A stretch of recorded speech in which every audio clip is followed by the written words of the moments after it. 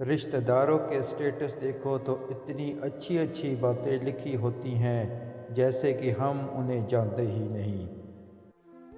پہلے خون کے رشتے ہوتے تھے، اب وقت آ چکا ہے کہ لوگ رشتوں کے خون کرتے ہیں۔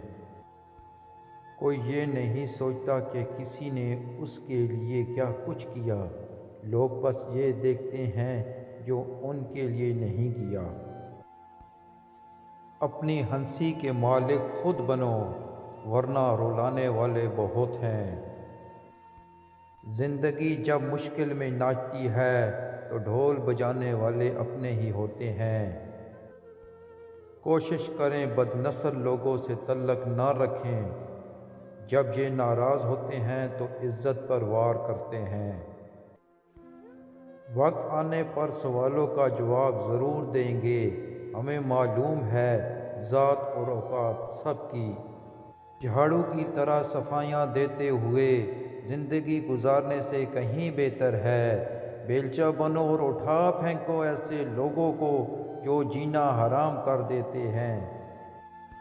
پیچھے کون کیا بولتا ہے فرق نہیں پڑتا، سامنے کسی کا منہ نہیں کھلتا، یہی کافی ہے۔ اگر آپ کو کوئی نیچا دکھانا چاہتا ہے تو اس کا مطلب صاف ہے کہ آپ اس سے اوپر ہو۔ ابھی وقت ہے پوچھ لیا کرو کیسے ہو، نہیں تو رشتہ داروں سے پوچھنا پڑے گا کیسے ہوا۔ دشمنوں کے حسب عداوت 3 درجے ہیں: دشمن، جانی دشمن اور رشتہ دار۔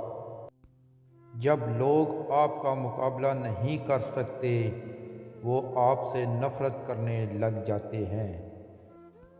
کچھ لوگوں کی فطرت یہ بھی ہوتی ہے کہ تم قابل تعریف ہو لیکن مجھ سے بہتر نہیں۔ میں نہیں مانتا کاغذ پہ لکھا شجرہ نسب، بات کرنے سے نسلوں کا پتہ چلتا ہے۔ تفصیل سے آگاہ کروں یا مختصر بیان کروں، تیری محفل کے بڑے لوگ میرے نام سے جلتے ہیں۔